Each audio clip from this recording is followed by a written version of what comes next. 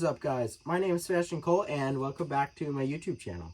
First off, I'd like to say thank you all for all the support that I've gotten over my first video. I didn't expect too much out of that, and all the support you guys showed me, it really motivated me. So thank you for all that. Now, without further ado, gotta address the elephant in the room here. This 1990 Corrado G60. This car, obviously, how dusty it is, it's been sitting for quite some time and hasn't run in about 5 years. So here we're going to get the car back together and do some modifications to it on top of it. So first off, I'll give you guys a walk around of the car. So as I said in the intro, this is a 1990 Corrado G60. Obviously it's white. As you guys can see here, it is really dusty. Like I said, it has been sitting for about 5 years. Last it ran was about 5 years ago. So it's quite dusty. There's a bunch of stuff that needs addressed with it. One cool thing about this car is it actually has 51,000 original miles. So that's pretty cool. As you guys can see, the interior here, a bunch of stuff in it that we'll be clearing out here. Interior's in very good shape. Overall, like I said, again, everything's pretty dirty from sitting for quite a while. Now, there is one special thing about this G60 Corrado, and no, it is not that it is missing a left side headlight. It is actually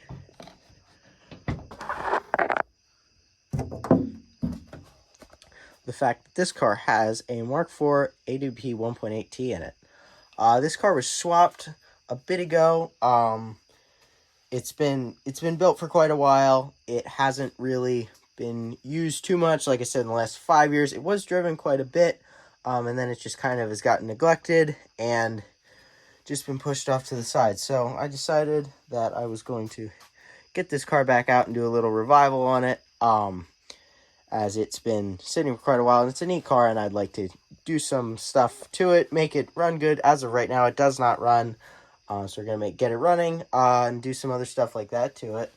But I'd like to lower it, get some different wheels on it, do some stuff like that to it. So yeah. But I did actually already go ahead and do some diagnosis on the car and figure out what was going on with it. It would not start, and figured out, not surprisingly, the fuel pump was dead. Tried to jump out the relay, see if that was a problem, and the pump was just stuck. So I ended up putting direct power to the plug on the fuel pump, and that was not working. So took the fuel pump out here, and drained the tank out because the fuel that was in this car was absolutely disgusting.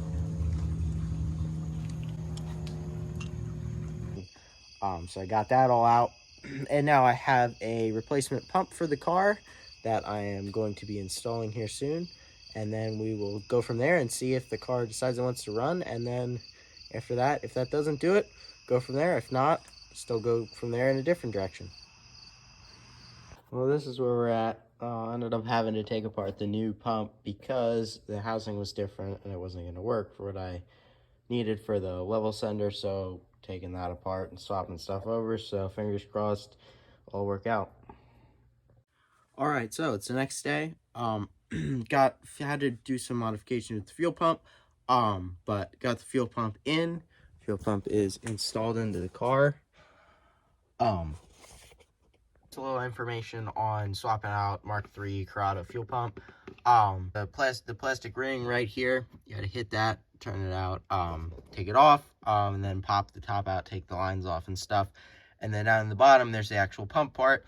You have to turn that, and then you can get it to come out. And then when you go to put it back in, you just have to take it and rotate it again. So just a little bit of information on replacing the fuel pump. So got that done, put in 5 gallons of fuel, and a little cool little trick. Fuel caps have this little notch on, hanging on the gas door. But got the fuel put in the car, got the fuel pump in, tested the fuel pump, jumped the relay, and heard it run. So fuel pump's running. So at this point, check the fluids in the car, and at this point I'm going to give it a shot and see if the car will start. All right, this is attempt number 1. I have not tried it yet, so we'll see. Yeah, and also fuel gauge did work out. It's slowly coming up, but like I said, I only put in 5 gallons, so it's not very full. Let's give it a shot.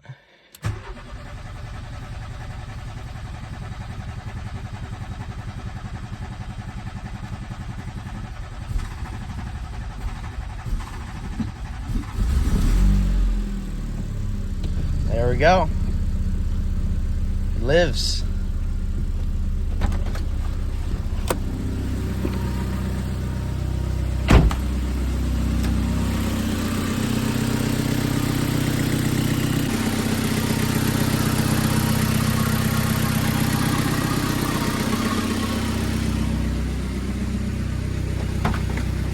Give it a little rev here.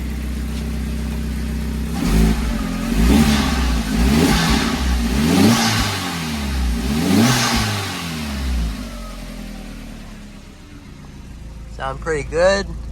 Tack's working, fuel gauge working. Good stuff.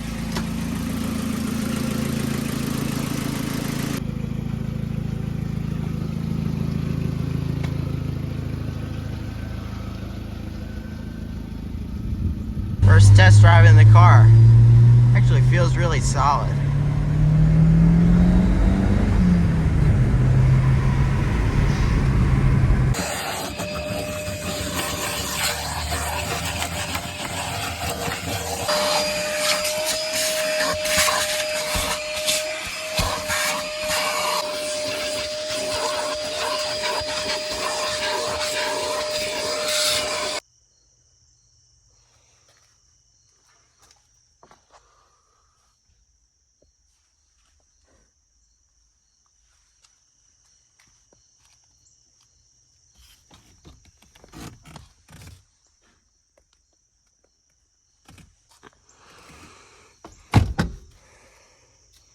I got the interior tackled on the car, all cleaned up. It doesn't have to be perfect because this car is going to be driven, so it doesn't really matter if it's perfect or not. It just needs to be clean. I wanted it to look nice. So now we're going to move on to washing the outside of the car and getting it looking a little better than it does now.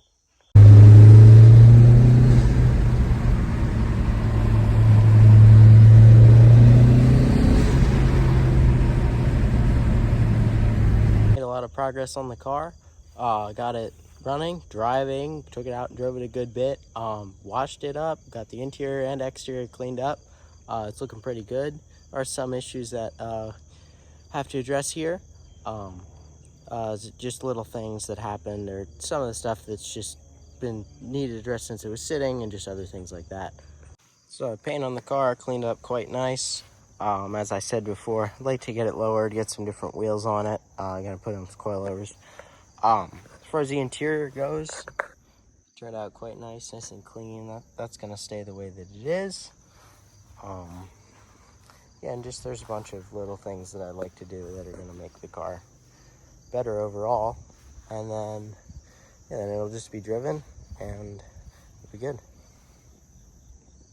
All right, so it's been a couple of weeks since the last clip I filmed here about the car, but finally got it back in the shop. And also I have a set of Raceland coilovers here for it. So we're going to be getting it lowered, and I also have a set of wheels that you guys are going to see here in a little bit that we're going to be putting on it and getting this car looking a little bit better than it does at the moment.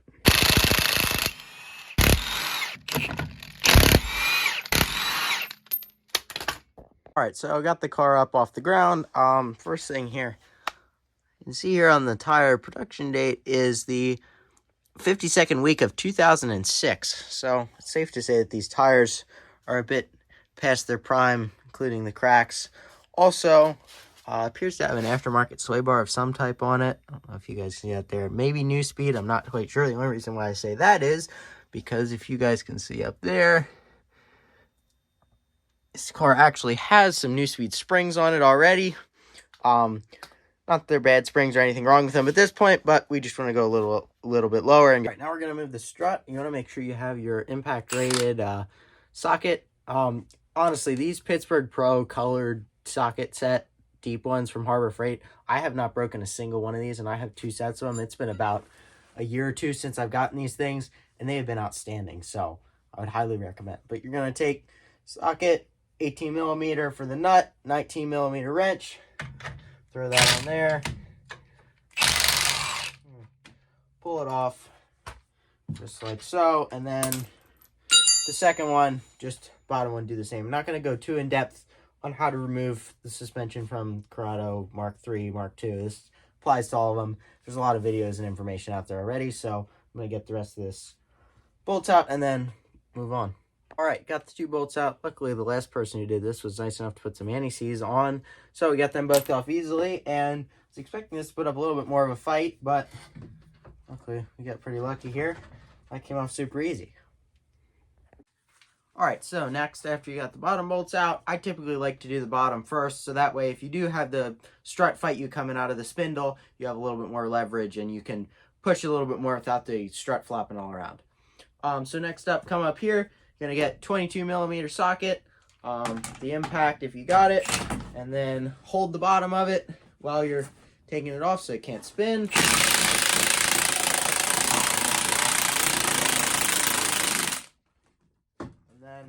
Fight you, which I was hoping it wasn't. Maybe we'll be able to get it here. Oh, there we go. Awesome. All right, so got the spring out and strut assembly here. As you guys can see, if you can see it, New Speed Soft Sport. Looks like that's what we got here. Not in bad shape. What was spinning up at the top? Sometimes these try to spin the whole shock body, and sometimes you have to put a 6mm Allen in there to be able to get it out. Luckily, we didn't have to do that. So got that out here. So now we're gonna get on with putting the coilover in. All right, so now we got our complete coilover assembly here. You want to make sure that you have all your stuff, strut bearing and bushing and everything, and then it's gonna be whatever works best for you. But for me, I like to slide it up under here and hold it with one hand, set the top on here, set that there, and then just take your nut and go ahead and do that by hand. Put that on just a couple of threads, just enough so that it'll hold itself. Grab your impact, and then drop the nut from the last one on top of it, and tighten it up. All right, the rest of the process is pretty straightforward. You're just going to put back on your 2 bolts there, and set your coilover in. I used a floor jack to help push the control arm up because it has to gum up a little bit from where it was before. But so now we got that set up there.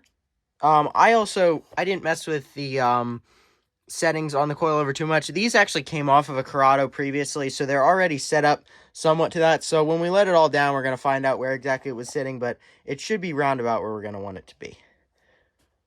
All right, so in the back of the truck here, we're going to have the set of wheels we're going to be going with. These are some Armel Snowflakes.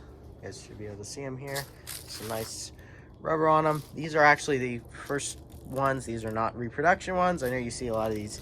They're very common these days, but I really like the way they look on Corrados, so we're going to be putting them on along with the coilovers. Should make for a pretty good looking car. And also the truck, I got some comments about that. The truck, there is a video coming soon explaining this truck and the whole build of it and everything, but I'm really excited for that. So keep an eye out because that's going to be coming soon. All right, so we got the right front completed. Oh, we're going to get the other side done. I'm not going to film that because it's the exact same process as doing the right side. Both fronts are the same. Then we'll go to the back on the rear. All right, so the process for doing the rear coilovers is slightly different than the fronts by a good bit. So first, we're going to have to remove these parcel shells right here. So there's going to be an 8mm right there. There's one down in there. And then there's also going to be one right up in there. There's also a Phillips head screw that goes right there. And then that also needs to get pulled out. After that, just pull that out here, flip it over, and then unplug the speaker. It'll come undone. There we go. There you go. I got that out. All right, so now I got the back jacked up, pulled the wheel off. Same exact New Speed match in the rear. You can't see the badge here. We also got that, and also looking underneath, looks like to match the front sway bar, got a nice rear adjustable sway bar as well. And right there, that proves our suspicion. New Speed.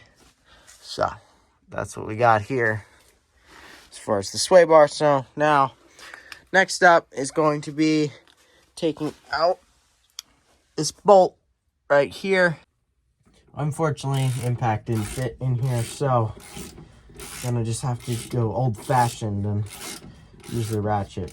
There. Okay. And this was a 14mm Yours may be different because this has the aftermarket sway bar on it, so it may also be the same. So the ratcheting wrench is gonna come in handy here, and I'll be able to get it out a little bit more until we're beyond the threads. All right, at this point, got it loose in here. So now, if you don't have a sway bar under there, that'll make it a little easier.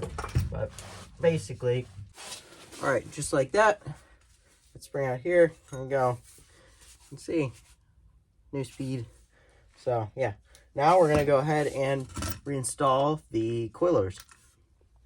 Also, another note up top here: when you go to pull the top hat off up here to take the whole assembly out, you're gonna have this cap on top.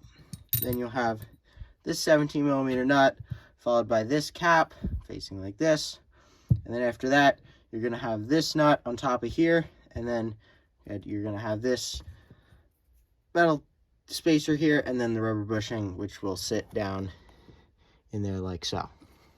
And you want to make sure that when you put it back together the same way you took it apart. All right, so now that you have your replacement coil over here, you're going to go ahead, put it up inside there, down in here. Now, you're going to want to set this in, take the bolt, and push it through that. All right, so now we have it set up in there. Reason why you want to do this is because with the coilover and it being shorter, if you try to put it in up at the top first and then try to put it in down at the bottom, you're going to run into clearance issues with your gas tank here, and you're not going to be able to get the bolt in. Have it tightened up, then you can let it down. I have a jack stand sitting under here, so we're going to slowly let it down while guiding the coilover up inside the hole, and we're going to do that up until it gets into there like that. All right, so at this point, I'm going to throw this side wheel back on, move on over to the other side since I already showed you guys on this side, just like the front. Going to be the exact same on the other side, and then after that, get the car down on the ground.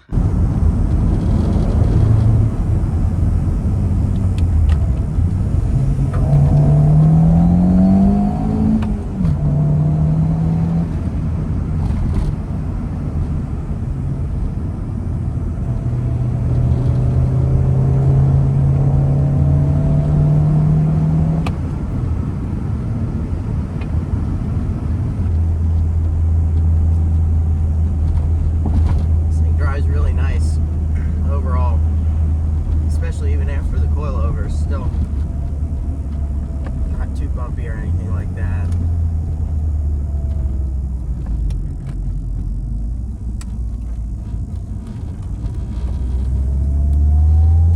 It's got pretty good power too, and this ECU is still stock too.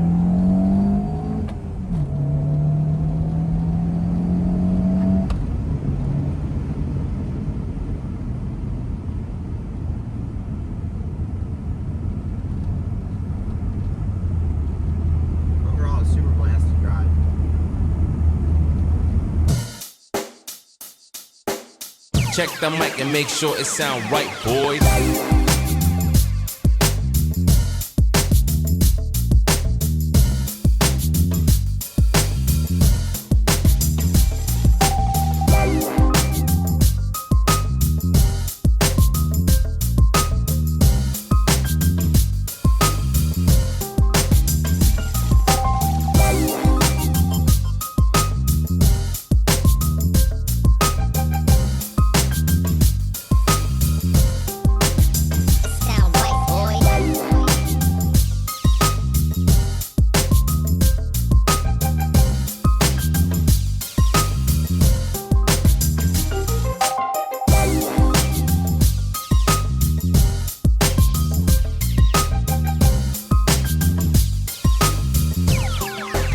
It sound right, boys.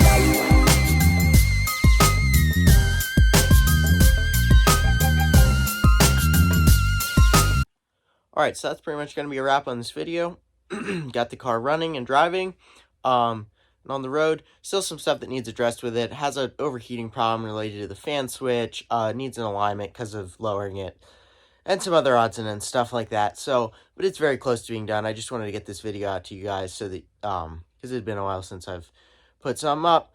So, got it all taken care of. And this car is actually my dad's car. That's where when I said that I got it out of somewhere, it came out of storage. It's been his car for a while, and so I was just going to do a little revival on it and get it back on the road again. So you guys will probably see it here in the upcoming show season, maybe at the end of this year yet.